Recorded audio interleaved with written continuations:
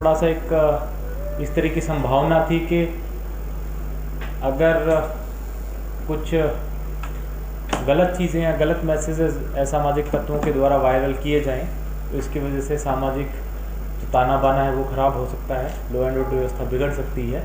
इस सिलसिले में कुछ दिनों के लिए प्रशासन के द्वारा इंटरनेट सर्विसेज जो है वो सस्पेंड की गई थी, उन सेवाओं को बहाल कर दिया गया है। दूसरा, हमने जो हमारे किसान भाई हैं उनके लिए भी और जो हमारे पुलिस और पैरामिलिट्री फोर्सेस हैं उनके लिए भी अलग अलग मेडिकल कैंप्स की भी व्यवस्था की है, ताकि इस प्रकार से, क्योंकि ये किसानों की तरफ से धरना भी लंबा है और हमारी फोर्सेस भी लगातार जो है सिचुएशन की निगरानी रखे हुए हैं, तो किसी भी किसान को या किसी भी जवान को किसी भी प्रकार की कोई मेडिकल परिस्थिति उनके सामने आती है तो हमारी जो मेडिकल टीम्स हैं वो ऑन द साइट ही हमने टीम्स लगा दी हैं, उसका ध्यान रखेंगे।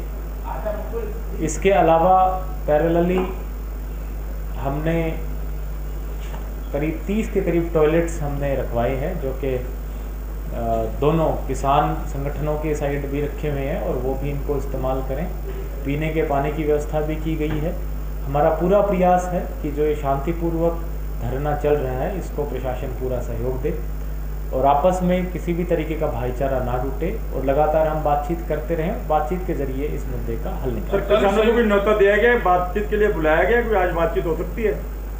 बिल्कुल न्योता दिया गया है और हमारे दरवाजे हमेशा बातचीत के लिए खुले हैं। किसी भी प्रकार का कोई भी प्रस्ताव अगर किसान लेकर के आते हैं तो हम निश्चित रूप से बैठेंगे, बातचीत। सर, कल करनाल में संयुक्त किसान मोर्चा और हरियाणा के किसान संगठनों की अहम मीटिंग हो रही है, स्पेशली इसी किसान आंदोलन को लेकर, करनाल के लेकर। तो कल सभी संयुक्त किसान मोर्चा के लीडर्स आ रहे हैं, तो क्या कल बातचीत हो सकती है? उन्होंने भी मीटिंग में हालांकि कोई बड़ा फैसला। देखिए, मैं उनसे आग्रह करूँगा कि चूँकि इस मामले का हल बातचीत से ही निकलना है तो बातचीत पे आएँ, टॉकिंग टेबल पे आएँ और किसी भी हालत में शांति व्यवस्था बनाए रखें, क्योंकि आमजन को परेशानी हो किसी भी वजह से ये बिल्कुल गलत है। और कोई समूह अपनी बात मनवाने के लिए बाकी लोगों को, आमजन को परेशान करने की कोशिश करे, ये गलत भी होगा और प्रशासन की तरफ से भी इस चीज़ को बर्दाश्त नहीं किया जाएगा।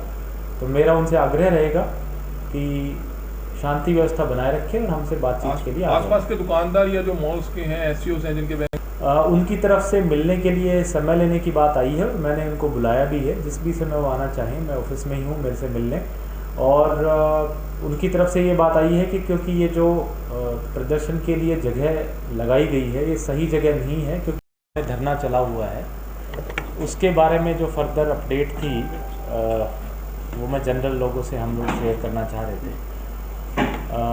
प्रशासन का जो कार्य है, मिनी सेक्रेटरीट का कार्य है, तो वो सुचारू रूप से अभी भी चल रहा है और हमने पिछले 2 दिनों में जो किसान संगठन है उनसे रेगुलर रूप से बैठकें की हैं।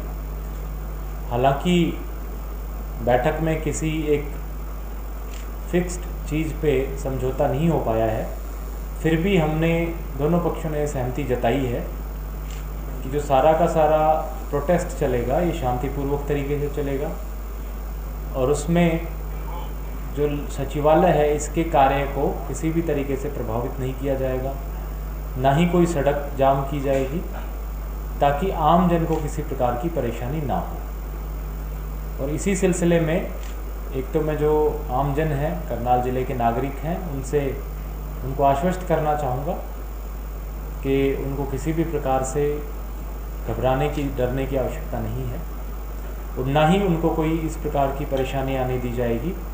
उनकी मूवमेंट कोई रिस्ट्रिक्टेड नहीं है और ना ही उनके सचिवालय के कार्य जो है किसी प्रकार से रुकेंगे। दूसरा, मैं किसान भाइयों से भी अपील करूंगा कि उनका जो प्रोटेस्ट है उसको जिस प्रकार से उन्होंने अभी तक रखा है और संयम का परिचय दिया है उसी प्रकार से आगे भी उसको पीसफुल रखें। हालांकि पिछले 2 दिनों में कुछ इंसिडेंट्स आई हैं जिसमें कुछ असामाजिक तत्वों ने किसान आंदोलन का नाम लेकर के उसकी आड़ में कानून व्यवस्था को बिगाड़ने की कोशिश की, लेकिन फिर भी प्रशासन ने ऐसे एंटी सोशल एलिमेंट्स को बड़ी सावधानी से टैकल किया और ये इंश्योर किया कि किसी भी प्रकार से आपस का जो एक तालमेल है वो ना टूटे, ना बिगड़े। दूसरा, मैं किसान संगठनों से ये भी आग्रह करना चाहूँगा कि प्रशासन हमेशा बातचीत के लिए तैयार है। हमने पहले भी उनको ये इंडिकेशन दिया है, उनसे बात की है। आगे भी जब भी वो बातचीत करना चाहें किसी भी मुद्दे पे, तो हम बातचीत के लिए तैयार हैं और कभी भी वो हमारे साथ बैठ कर के बातचीत कर सकते हैं। मैं एसपी साहब से भी कहूँगा, देखिए जैसे मैंने कहा कि जब बातचीत होती है, दोनों पक्ष अपनी अपनी बात रखते हैं, कोई बीच का रास्ता निकलता है, वही समाधान है।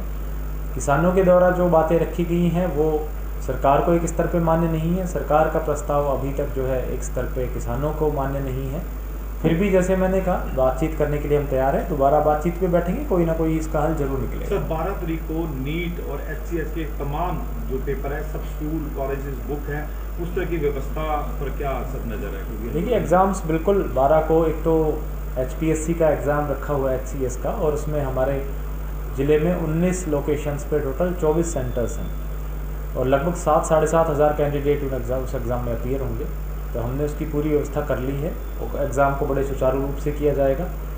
किसानों से भी मैं अपील करूंगा, क्योंकि ये कैंडिडेट्स का और उनके भविष्य का मामला है, तो इसमें बिल्कुल व्यवधान ना डालें। और कोई भी एलिमेंट अगर इसमें व्यवधान डालने की कोशिश करेगा, चाहे वो असामाजिक तत्व हो या किसान आंदोलन का आड़ लेकर के, नाम लेकर के इसमें व्यवधान डाले, वो हम कतई बर्दाश्त नहीं करेंगे और सख्ती से कार्रवाई करेंगे। तो 12 तारीख को जो भी संडे को एग्ज़ाम्स शेड्यूल्ड हैं, वो सारे जो है तय समय पे शेड्यूल के हिसाब से होंगे। सर मंडी में सीजन शुरू होने वाला है अभी, चूँकि किसी का भी रोजगार या रोजी रोटी ना खराब हो, इसलिए अपने जो धरना स्थल है उस हिसाब से उचित रूप से चयन करें, ताकि ना तो आम नागरिक को परेशानी हो और ना ही किसी का रोजगार सर कटाई का बाकी इस तरीके के उत्पात मचाने वाले लोग इस फिराक में रहते हैं कि, और उससे निश्चित रूप से जो आसपास के दुकानदार हैं उनको भी भय का माहौल व्याप्त होता है। तो उनकी तरफ से मेरे पास बातचीत के लिए हमारी प्रिपरेशंस होती हैं वो हैं, और स्टाफ की डिप्लॉयमेंट कर दी गई है। गेट पे जो है गेट पास काटने के लिए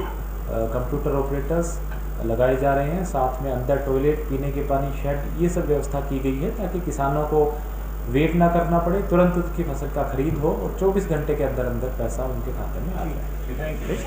प्रोटेस्ट चल रहा है, उसके मद्देनज़र कानूनी व्यवस्था बनाए रखने के लिए और शहर में भी जो ट्रैफिक का आवागमन भी सुचारू रूप से रखने के लिए पुलिस के द्वारा माकूल और पुख्ता बंदोबस्त अभी तक किए गए हैं। जो 40 कंपनियां हमने डे फर्स्ट से डिप्लॉय की थी, उनका डिप्लॉयमेंट लगातार जारी है और रात के समय में भी हमारी 10 कंपनी है वो लघु सचिवालय में आसपास के क्षेत्र में तैनात रहती है, ताकि किसी भी प्रकार से यदि कोई असामाजिक तत्व है, कोई गैर कानूनी गतिविधि करने की कोशिश करे तो उसको तुरंत टैकल किया जा सके।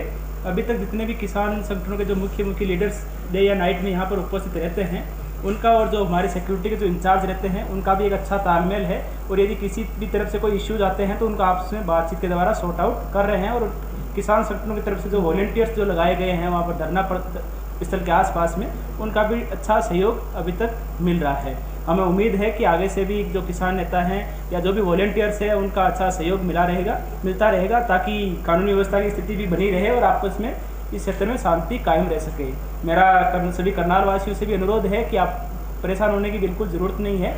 पुलिस के द्वारा अब आसपास के क्षेत्र में नाकेबंदी केवल ज़रूरत के मुताबिक की जा रही है, लेकिन किसी भी प्रकार से ट्रैफिक को प्रभावित अभी तक नहीं होने दिया जाएगा। साथ ही किसी भी प्रकार की अफवाहों पर भी ध्यान ना दें। यदि कोई किसी प्रकार से अफवाह फैलाता है या जो सत्यापित चीज़ ना हो उसको फैलाने की कोशिश करता है, जिससे कानूनी व्यवस्था की स्थिति भंग हो सकती है या समाज में शांति भंग हो सकती है, उसके खिलाफ जिला पुलिस के द्वारा सख्त कानूनी कार्रवाई की जाएगी। यदि किसी को कोई विशेष रूप से परेशानी हो रही हो और पुलिस से रिलेटेड कोई समस्या हो तो डायल 112 पे भी कॉल कर सकता है। हमारी जो यारी व्हीकल्स है हम सुनिश्चित करेंगे कि वो 10 मिनट के भीतर मौके पे पहुंच करके इस स्थिति को संभालें। इसके अलावा 2-3 मुद्दे मैं और जोड़ूंगा। ताज़ा खबरों से जुड़े रहने के लिए सब्सक्राइब करें राष्ट्रीय खबर टीवी और बेल आइकन दबाना ना भूलें।